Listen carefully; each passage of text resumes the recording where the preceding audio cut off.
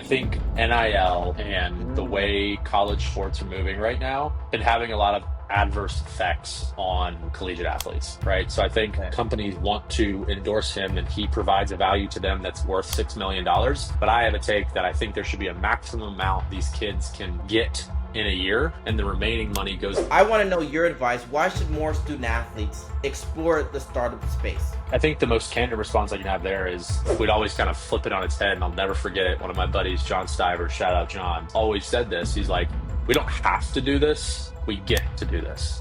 And just such a mindset shift, man, where we're like, Welcome back to episode number 30, episode 30 of Live with Ty. Again, I cannot believe it. We've been doing it, man. And you guys have been here for the journey. And I can't say how much I appreciate you guys. I tell you guys this every single episode. But if you've been following this journey of where this show originally started, when we had our own, very own amazing team, studio, everything. But even now, if you've been following this journey and realizing how the show has kept evolving, I want to take a moment to say I salute you guys and I love you guys. And I want you guys to let me know who you guys are so we can connect, we can inspire. And also, I can just give my thanks and appreciation towards you guys. You guys mean so much to me, would not be here without you guys. But for today's episode, we are talking about Joey Goodman.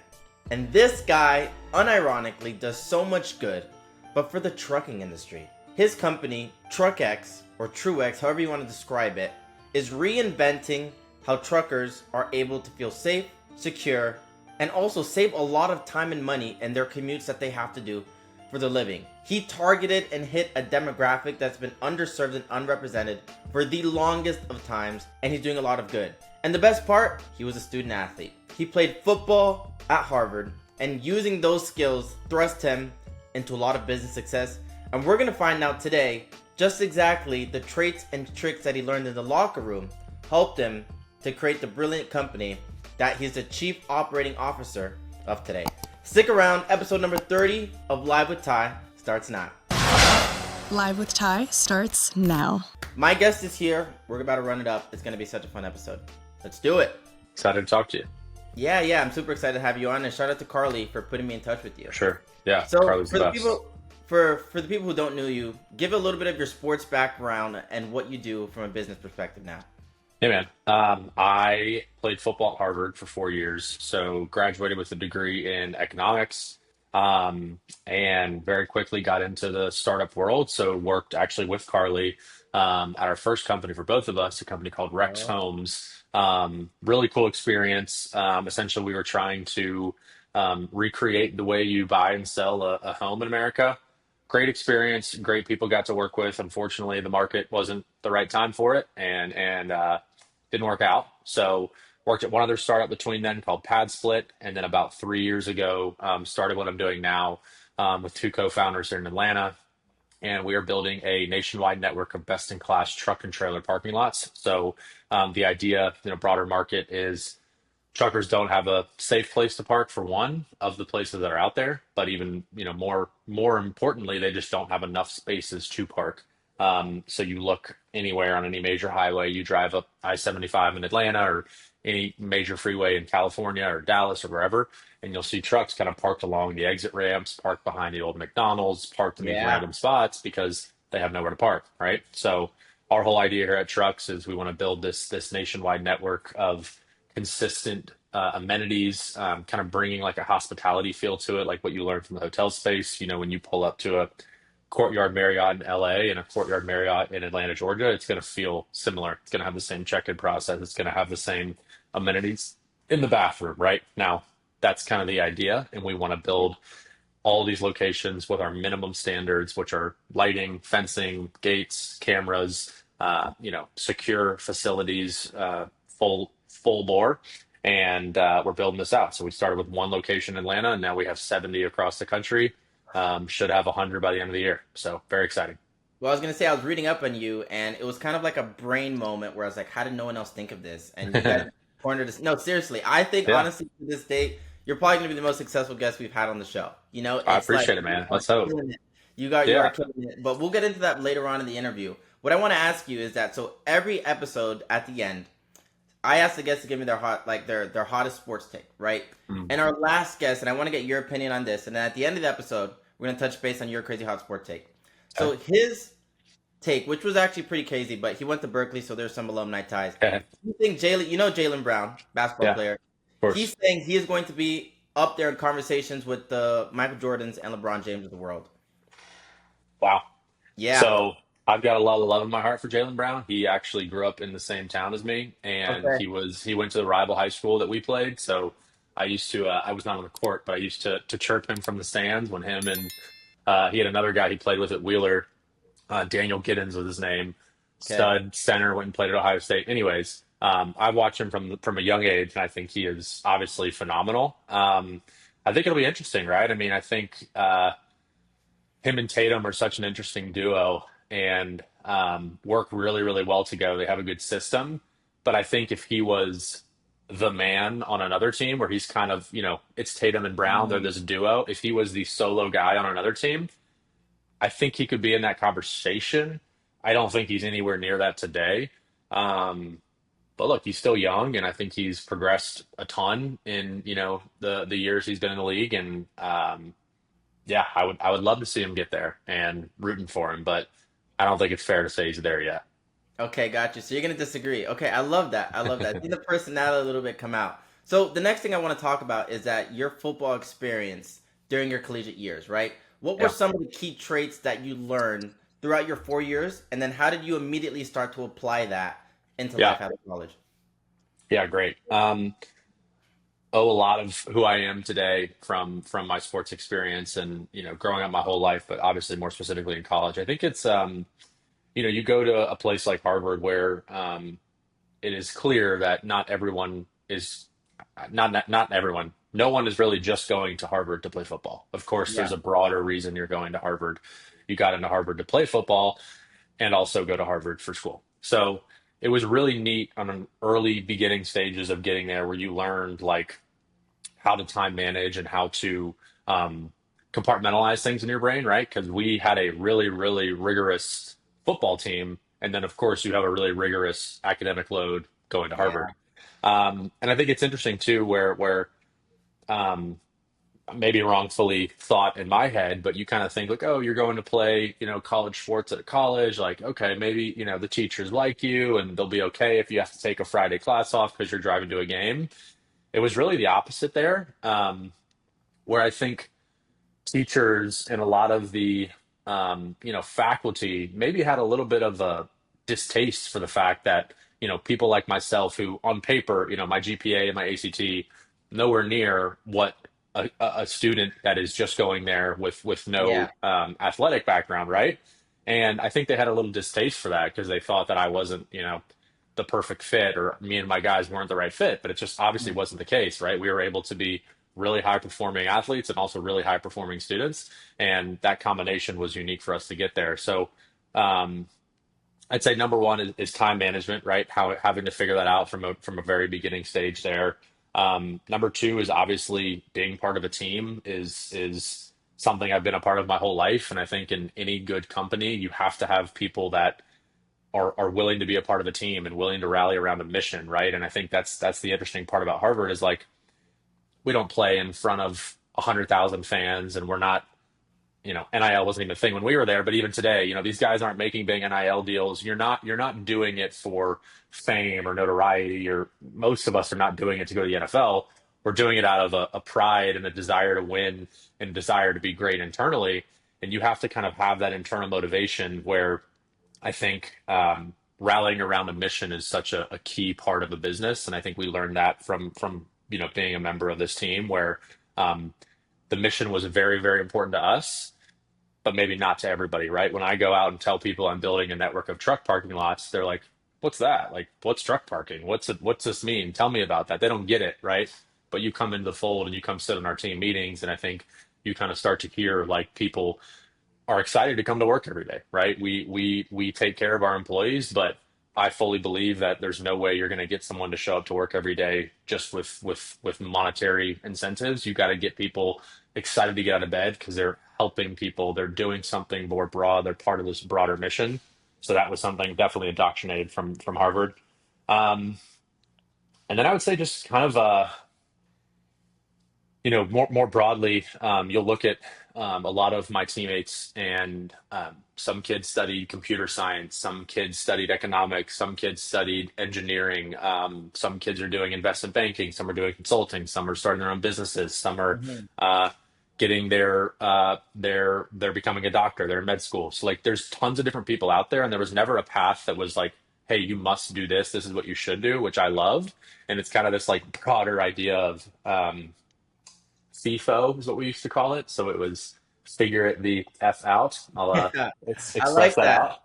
But it's really true in entrepreneurship, man, where it's like we have these high level goals and we have these high level challenges, and there is no path to get there. It's just like, hey, there's a lot of things you can do to get there. Here's where you're trying to go. Like, go figure it out. And I just really, love that idea, and that um, was certainly something they taught us there. So Well, I love that for you. And I think, guys, whoever's listening, the life lesson that you get from being a student athlete directly correlate to your yes, next step after. 100%. However, Joey, something that can be hard because I know I struggled with this, right? So, especially when sometimes I got injured, right? Yeah, So, the whole idea of going pro, that kind of had to take a backseat, right? sure. But sometimes when that North Star, especially when you're playing at such a high level in the D1 level, right? It can be hard to stay locked into the mission where you don't necessarily know what the payoff is going to be. Of Most course. of the time when you go into these programs, you're like, man, everybody wants to play in the NFL. I wanted to play in the Yeah, MLS. Right? Everybody wants to do that. But when yeah, you realize that might not necessarily be a feasible yeah, thing, how yeah. would you recommend staying locked in and seeing the bigger picture in mind when Mm, you really don't know what you want to do? You don't know what industry you yeah, want to go into. You don't know what type of job yeah, that you want to have. You might want to create something but don't know how. So how would yeah. you stay committed to the mission with this hope that, you know what, this is going to pay off in the future? I don't know how, but Mm, this is going to pay off. Because it can be a hard pill to swallow. And unfortunately, some athletes don't buy into that and they step of away from the course. team. Exactly. So Yeah. tell me, Yeah. tell me how that shouldn't happen or your Yeah. advice on that. No, it's a fantastic question, and something that you see in all programs. But I think I would say, our team was facing that a lot because there was not a monetary incentive. There was not a lot of people trying to go to the NFL. So it was kind of like, what are we doing this for? And you had to Yeah. just believe in that mission, right? But I think for us, it was always about like, our coach Tim Murphy, owe a lot of the thoughts that we're speaking of here to him. He would always say, like, you'll get out from this program what you put into it. He's like, if you want to be the guy that just kind of shows up, clocks in and clocks out, and doesn't really love what we're doing and doesn't want to stay after and watch more film, doesn't want to stay after and do some extra work, like, you can do that. And that'll be okay. You probably won't play very much. You probably won't have a great experience, and you probably won't really grow from it. So I think I would tell athletes out there that are struggling with like what's next, like, um, don't get so caught up in the ends, and really be focused on the means, right? I think, we always take a step back, and it's like, if all of this was for naught and we were getting up at 6 a.m. and going to workouts, we were training our brain to make better reads, and we were working on building team camaraderie, we were building relationships with coaches, with teammates. If we like never ever played a football game and we never won a game, like, that's all great experience for a human, for a soon to be leader, for a team player. Like, all the experience you gain by being a part of a team is invaluable. And I think you look at the people that I've worked really well with, and people that would probably say they worked well with me. We all, not all, but a lot of us were athletes at some point in time. Yeah. Doesn't have to be college, but they had that experience. And I think we all hold ourselves to a high standard. We don't get our feelings hurt if someone, calls us out and says, hey, you should have done better here. I love that. Like, that's the kind of environment I like to work in. And I struggle sometimes when I try to call people higher and they take it, offensively, or whatever it is. And I think that's because they haven't had that experience. So I think, long answer, but my high level takeaway is just everything you do by being a member of any team, whether you're a part of a band, whether you're a part of the football team or the soccer team, whatever it is, I think is invaluable. But especially with athletic endeavors that you have to push your mind and your body to these challenging feats, it's just perfect for setting things up in the future. I mean, we always would say, we'd walk over to the football stadium at 4 a.m. for spring practice, and it's like That's crazy. 25 degrees outside, and it's like, this is tough, man. And we'd always kind of flip it on its head, and I'll never forget it. One of my buddies, John Stiver, shout out John. always said this. He's like, we don't have to do this. We get to do this. Mm. And just such a mindset shift, man, where like you can really take a step back and like, woe is me, victim mentality. This is so hard. I'm so sad. This is tough. No. You know how many people would kill to like be a member of this team and would love to be able to walk over at 25 degrees in the morning and get to go play football?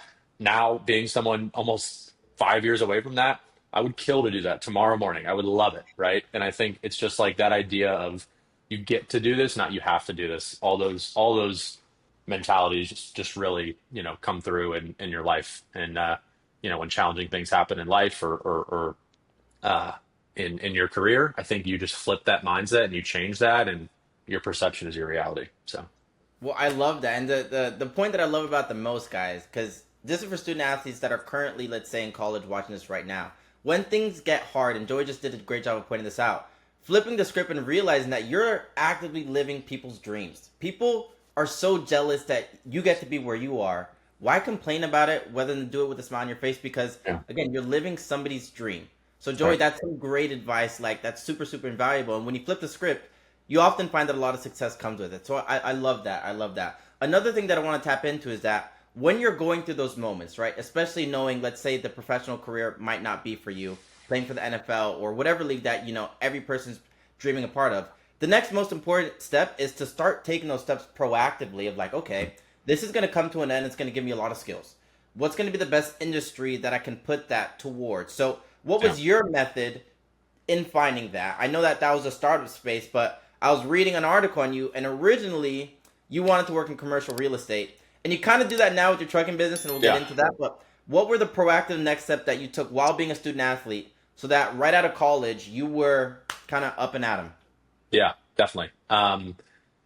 It was not something I really thought of until kind of going through the interview process, junior and senior year, and starting to talk to these companies. And um, I think if you talk to my friends and my family, like I definitely like to challenge the status quo. I definitely don't like to be told, oh, you have to be an analyst for 17 months and then on your 18th month you get a review and then you're a senior analyst for 12. I didn't like that like Mhm. very clear structured thing.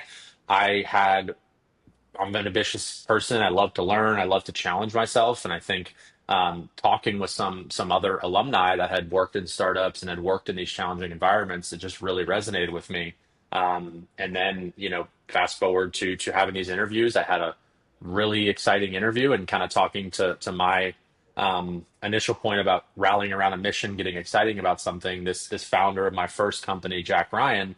Um, you could tell how passionate he was about what he wanted to build. You could tell about this market. I really understood what he was saying. I resonated with what we were trying to disrupt and change, and I think that just excited me, and I wanted to take a jump. And I talked to my dad about it a lot because he and my sister are both attorneys, right? So completely different paths. You go to Yeah, law super school, you go structured. Yeah. super structured, right? And he's like, look, man, like it's not what I would do, but I would encourage you to do it knowing who you are because this is going to be great for you and you're young, at the time wasn't married at the time, still don't have kids, but didn't have kids then. Like, why not take the risk now? And he's like, look, I'm 60 years old and I have not taken all those risks in my life and would love to go back and try that. Right. So he really encouraged me and, blessed to have these opportunities and learnings. And I would say it is such a good decision that I made and was lucky enough to land where we're at today. And everyone says you got to have one, two, three, four, five startups before something happens. This was the third one, and it's taken off, and we're having a lot of value, and we're having success, and um, all the learnings you learn from the first things just never go unnoticed. And I think who knows what I'll be doing from 10 years from now, but I really feel like just in learning what I have for the first 5 years of my professional life. I mean, I can't tell you how much I've learned. I can't tell you the experience I've had, and it's fun, man. I mean, it's so much more fun, in my opinion, than sitting in an office and doing the same thing every day. I was in Miami earlier this week, meeting with some really cool people, talking about a new deal we want to work on. Today, I'm doing something completely different. Tomorrow, I'll be Mhm. doing something completely different. Like, it's just always something new, and that just excites me and keeps my juices flowing. So Well, I love that you said that because that the whole ethos of this show really got started when looking at the overwhelming stat, like 70% of or Fortune 500 CEOs were former student athletes, right? And I really couldn't put a pin on why that existed until Yeah, I kind of started working as my own startup venture, and I love got it. accepted to this program. And you really start to realize, and I had this in the interview with Carly, is the sense that there's this north star that you're always trying to achieve as a Mm, student athlete, where you don't know how to get there, but you know mm. exactly what your goal is, right? Yeah, And it's a grind every day, and things are just going to come at you that's all right. the time. That's right. And it was until working in the startup space where you realize those same emotional ties, because you believe so heavily of what you're doing. It's like, man, this is such a cool space. But I don't feel like a lot of student athletes are aware of that. I do feel Yeah. like there is some type of pressure to have and join a traditional role right outside of college, because when your season ends, especially both me and you were kind of more fall sports, where what is that next step going to be? And with Yeah, startup culture, you don't always know what that's going to be because that's for right, the sure. startup culture. So I want to know your advice. Why should more student athletes explore the startup space for Yeah. them when they're trying to figure things out? I think the most candid response I can have there is it's not for everybody, right? And I would love to talk with anyone who has interest, and I can tell them about it. I mean, it is the most emotional roller coaster you'll ever be involved in, and literally at 9 a.m. you could think, oh my God, the business is done. We're never going to recover from this, and then at 9:32 a.m. it's like, oh my gosh, we're a Fortune 500 You company. may, We just hit, yeah. yeah. So like it changes so quick, and you have to be someone that can kind of ride those waves. And I'm still learning how to do that because it's a challenge. Mhm. Um, but no, I think look, I mean, um,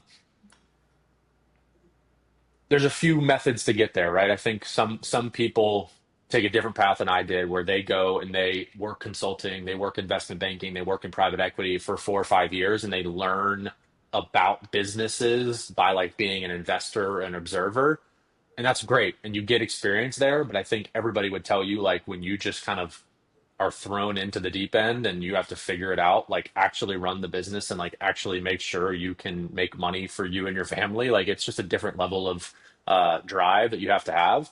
um so I mean, I can't express the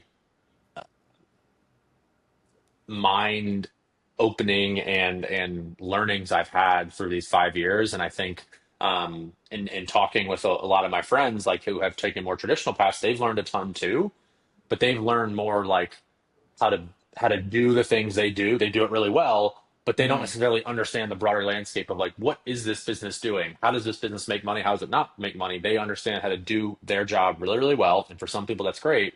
But I think some of them talk to me and they're like, yeah, like I don't know, like, really why we do this as a business. I'm just told to do it, so I do it. And I think I've always been someone that wants to understand this broader picture and really wants to like sink my teeth into like, what is a business? Like why does this make us make money? Why does this make us lose money? How do you have a good conversation with a customer? How do you sell? How do you market? How do you have good customer service? All that you learn by building a business, and for me, been the best experience ever. But um, again, not for everybody. So I think what I would say is if you have an itch for it and you're excited to do it, there's no better time to do it than when you're young, and when Mhm. you can stay up a lot later than maybe you can when you have a full family and kids at home. Um, but yeah, I think that's a big thing. So Well, that's why startup culture is very similar to high level sports because again, you yeah, just said it. It's really cool, but it's not for everybody. So for those for listening, sure, keep that in mind as you make for your next sure, step. So Joey, your business is super cool, but just like with every single good business, it starts with a pain point, right? It starts with your own personal story yeah, of you started getting this itching feeling like something could be done about this. For your company, what was that moment for you? yeah.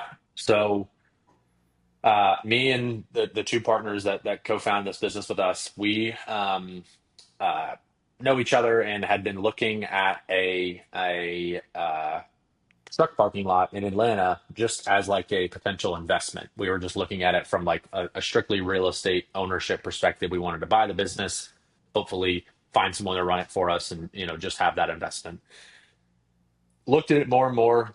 Obviously, I'm from Atlanta, huge logistical hub in our country, and you see trucks all over the place. And as we were looking at this investment, driving up the highway, you start to just be cognizant of what you're thinking about. And you see these trucks parked over here, you see this truck parked over there. You just started to see it happening a lot more right in front of us.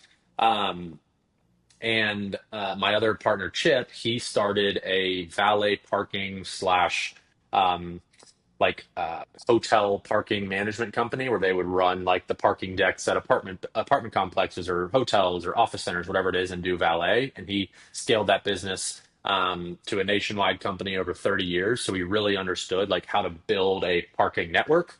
Okay. And then we were like, hey, this is just like another vertical within the parking industry. It's got really good real estate fundamentals, which we love.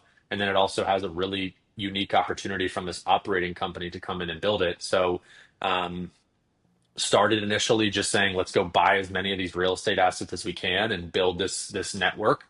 Soon found out that that takes a lot of time to buy real estate, and you couldn't grow as fast as we wanted to. And then, kind of by necessity, to operate the real estate that we bought, we had to build out this operating team. And by doing so, got pretty good at filling them up with trucks and managing them properly and reporting on them properly and doing all the things you need to do to make sure that your asset is yielding what you need. And then started to get calls from people saying, "Hey, I don't want to sell my real estate to you, but you guys have figured out, the secret sauce of how to fill them up with trucks and how to keep them happy and how to, charge, the market rate and, fill these lots of trucks." And we started to not have to purchase the real estate to kind of plant our flag. We would get, some other agreement with them to operate there.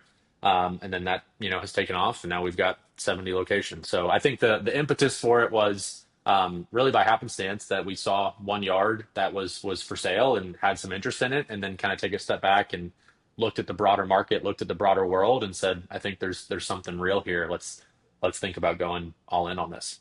I love that. So one of the key things that I've been learning also on this personal journey is that when it Yeah, comes to startup founders, just like in sports, it's super, super important to make sure that the team you have around you yeah, is really, really good. And that's going to how you either fail definitely. together or you're also going to succeed. And the That's right. difference between the startups, let's say, and also sports is the sense that when you were first getting recruited to football, right, you don't get to choose your teammates. You're just thrust into the environment of already Yeah, created ecosystem for you. But yeah. now when you're the one calling the shots, how are you ensuring that you're always selecting the best teammates for your business? 100%. It is time and time again proven to be the most important aspect of building this business is people, right? And you heard that, right? You read startup books, you listen to podcasts. It's like, yes, people are most important. And I agreed with them, but didn't really have the first-hand experience of knowing what happens when you don't have the right people, right? So I think very quickly we've learned that um, not everybody holds themselves to as high of a standard as we might, right? And that's okay, but we have to make sure, is it a issue with their character or is it an issue with their competence, right? If it's an issue with their character, I can't really work with that. If it's an issue with their competence, we can certainly work with that. We can teach them our systems. We can explain to them, hey, this wasn't exactly how we wanted this done, but this is how we're going to do it. But if they're open-minded and excited to work on it, and they have someone that has that passion and drive to work for this and excited about the mission from their character, we can work with that. So it is the most important thing. And your co-founders are essentially someone you're going to be married to for the next 5, 10, 15 years. I mean, you'll spend almost more time with them than you will with your significant other and your wife, in my example. And it's someone that's going to be a huge part of your life. So you really have to make sure you figure that out up front. And I think, look, like there's a lot of people who say, don't go into business with your best friend, don't go into business with your family. I don't agree with that. I think you definitely can, and I think it's okay and it's good to be connected with these people and have some broader tie to them versus just this business. But you'll certainly have times where that relationship will get strained and people will get upset. But I think if we're all, again, kind of focused on that North Star, that mission of what we're trying to get to, and um, everyone is being honest and being truthful about the situation. Like, yeah, if I mess up, like tell me 100%. But don't try and work around people and kind of talk behind people's backs. You just have to have an open line of communication. You have to have that realness with each other. And I think that's just the most important part. So people are the most important thing in any business, but really, really, really important in a startup because you have to give these people a lot of autonomy. You can't really have a tight watch on Yeah. all of them because there's so much going on, and you have to just like again give people these high level goals, and hopefully they FIFO and figure it out. But you have to just trust them, and you have to, again, hire on character, hire on people that you're excited about being the face of your company. I mean, anyone you hire, you should be very excited about them going and walking into a board meeting with your biggest investor and them talking. Like, that's how I really think about it. Like, I don't want to have anyone that I'm not proud to work with and be alongside in the trenches. So Yeah, I love that. Again, startup culture is the trenches until again the next day you might be a Fortune 500 company. And I honestly, yeah, Joey, I think you guys are gonna kill it, and I'm so excited to talk about it even appreciate further. it, You man. guys, amazing. So, I but appreciate it. like, I want you to role like to role play with me a little All bit. right. So, if let's say if you're a solo founder, and let's say during your day when you're driving on the highway, if there was no one else in the truck, right? Mm, How would you go about maybe recruiting some of the best teammates when the idea is mm, just in your head? You don't get to see it yeah. with other people. And there is this very, very big philosophy. I know you disagree with it that don't go into business with your friends or family because, Yep. business can get tough and For you don't sure. want to sacrifice those personal relationships. So, how Yeah. would you go about it if you were a Yeah. solo founder, but in order to build anything, you need a team? 100%. First question, just how would you build a team? So I would say, um, don't feel like you need to hire people just to hire people. Like, if you feel like you have an idea and you want to kind of run it down, like, try and do it yourself for a little bit, right? Try and build out a business idea, right? And start to try and beat it up and talk to friends about it, talk to family about it, get insight from people. Try and make a dollar, right? See if you can make your first dollar and try and understand it and see what went well, see what went wrong. And then, I mean, you have to rely on your experience in the past, and recommendations from people. I mean, you can't just go post a LinkedIn job posting for, co-founder. That doesn't work, right? So I think you have to find someone that, um, is excited about the idea, excited about the mission, but also don't feel like you need to hire someone off the jump. I think you can definitely find those people as you start to work, and those things will come naturally. I think on the second point about working with family or friends, like, I get why that's a broader thing. I think if you meet that more head on and you just say, look, like, this is business, it's not personal. Like, I can look at you as my family or as my good friend and say, like, this business idea we decided to do didn't work well.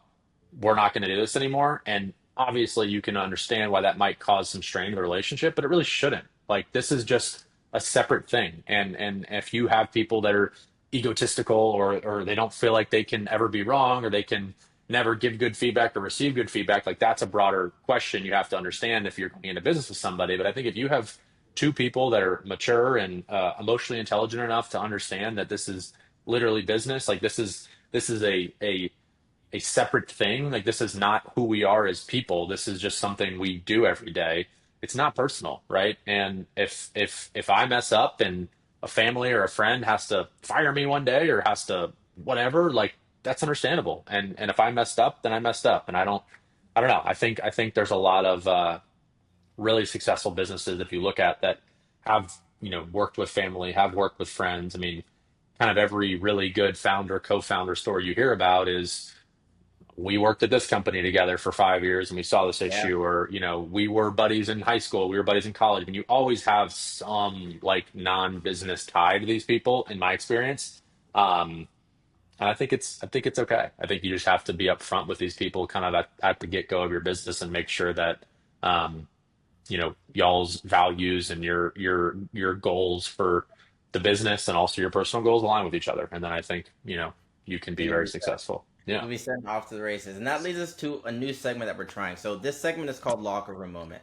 And the All reason right. why it's called Locker Room Moment is the sense that for a lot of teams, their biggest failure or their biggest loss actually makes them title bound, right? And Mm, that happens all the time in sports, right? yeah. So I want to know in your startup journey, specifically with the company that you're the COO of, Yeah. what was a setback that ultimately thrust you forward, and Mm. how did that come to be? It was people related, right? We had some people we brought in, and some people that we were working with that we assumed were going to be great, and unfortunately were not. And found out through some delayed means, right? So they issues had been going on for a while that we didn't know about. So it was a really, really big setback for the business, which was a fantastic moment for me to take a step back and be like, back to our earlier point, like people are so important, and I think we've done a really good job of focusing on that right now. And next week we're bringing on two more people, and do we have other stuff going on that's really important? For sure. But I am like cleaning my calendar out to train them, to sit with them, to work with them, to understand what motivates them and how can I, give them the proper goals that are going to excite them and work for what they want to do as people. And like we always say, we're going to be most successful when you are most successful. And it's not just when you're the most successful operations coordinator, it's when you're the most successful man or woman or husband or wife or mother or father or daughter, whatever you are, right? Whatever you are in life, like I want this business to be a place where you can come and hone your skills and become a better person through this experience. So I think the answer there is just we learn very quick through a big mistake that people are it, period, and your team is it, and your culture is it, and your mission and your vision to get to these things are the most important thing you can do. And honestly, in my opinion, like it's less so about the idea, right? I think a lot of people ask me like, how do you come up with like the 1% idea that's gonna like be the next Facebook? And I'm like, honestly, I think you talk to anyone that's like, oh, I've got this fun startup idea, right? You're talking over cocktails and they tell you about it. I'm like, sounds like a great idea. You should do it. And it's not about the idea. It's about like the execution of that. That's so important. Like, I think you talk to anybody in the world right now Mhm.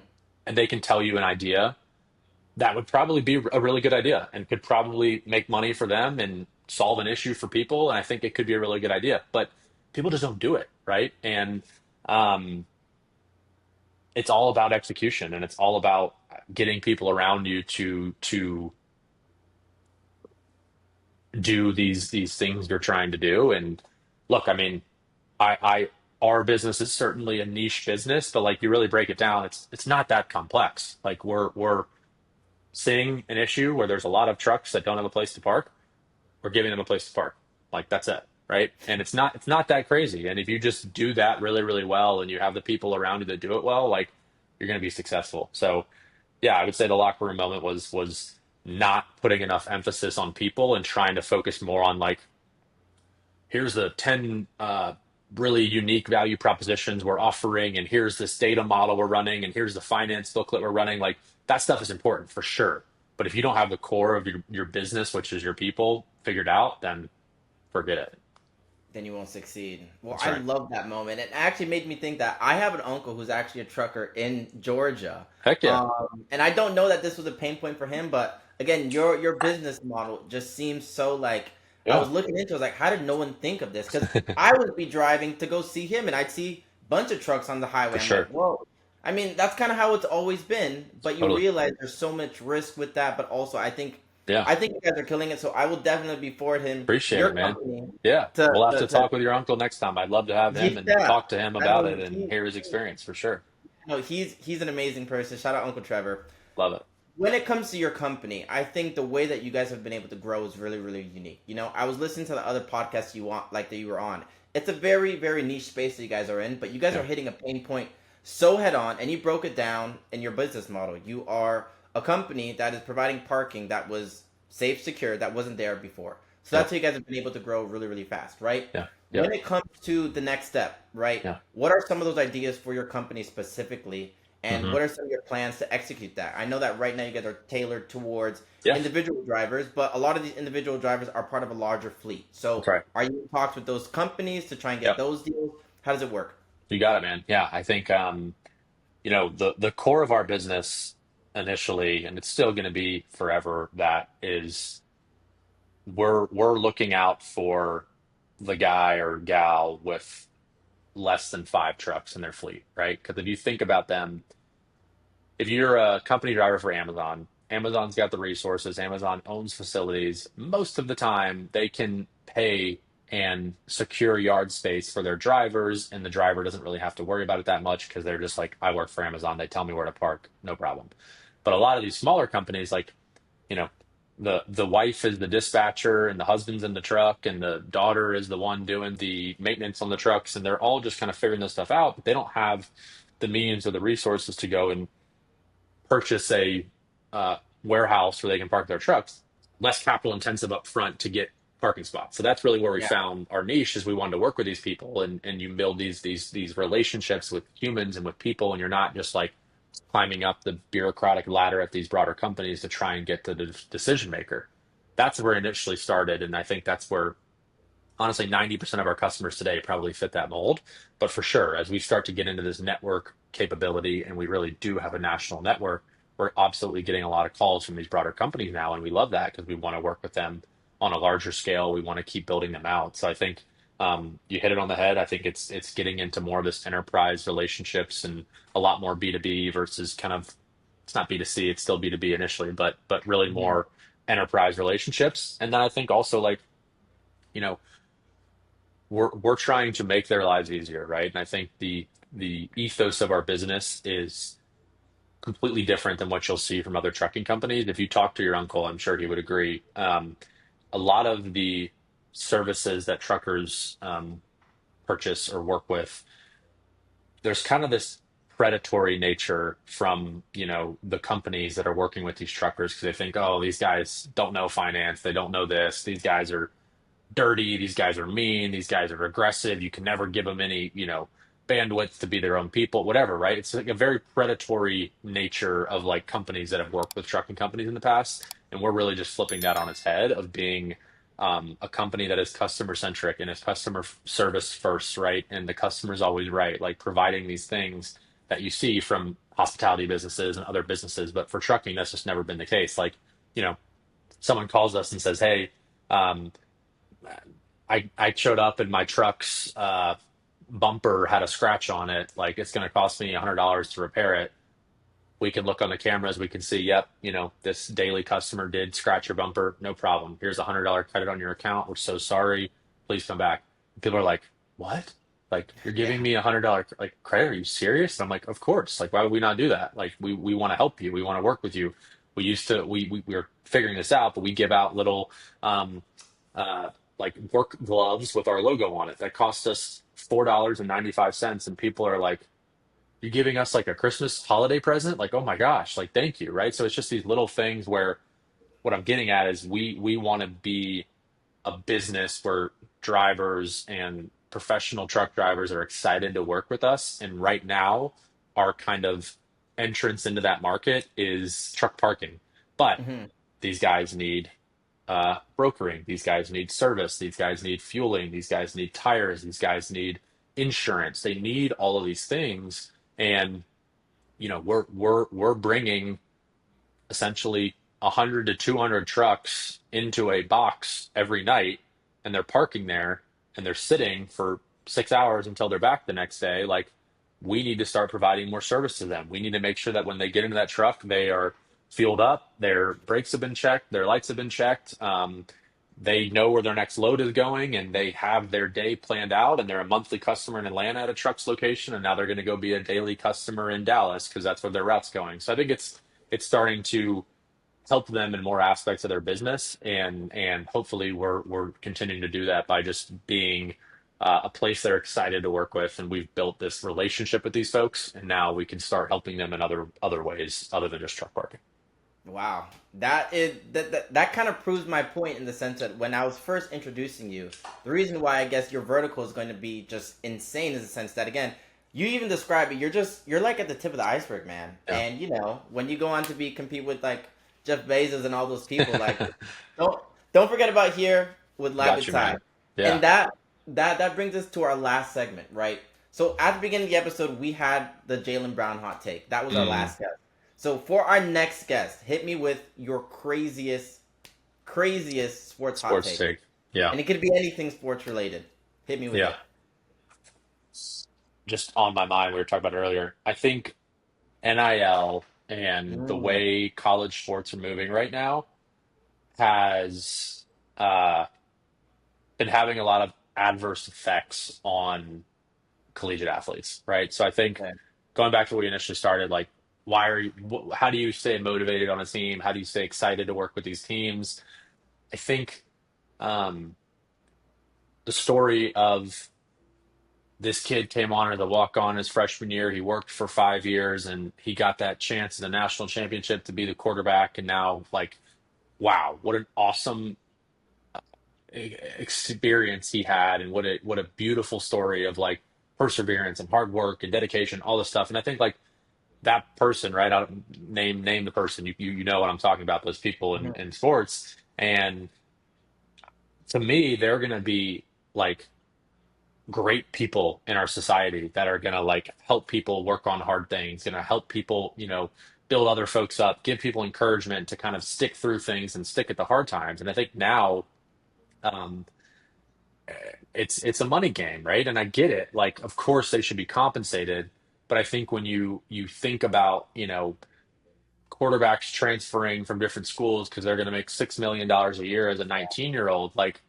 I get it. They are providing value, and I have a logistical take on what we could do to make it better. But I think it's actually really a bad thing for a 19-year-old to be chasing money like that and to just literally have their $6 million. fingers on $6 million. Like when I was 19, I would have not been smart about that, and I would have done very stupid things and not have been a good experience. And probably now I would have nothing, which I worry a lot of these kids are going to end up with nothing. And then it's like, this was silly. You should have stayed and got your degree from that school you were excited about, and hopefully you played a little bit in the NFL. But that's not really what it is now. And I think it's causing a lot of pain or long term negative benefits. And I think my take there would be absolutely, if a quarterback is the best quarterback in the country and companies want to endorse him and he provides a value to them that's worth $6 million, he should get that.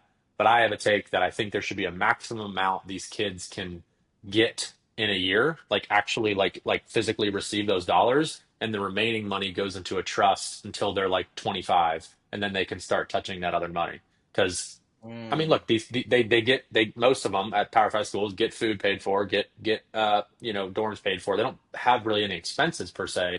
So to have $6 million to go buy a Lamborghini when you're 19, like I just think that yeah. that causes a lot of challenges that we're maybe seeing already or maybe not seeing. I don't know, but um, yeah, that's my take.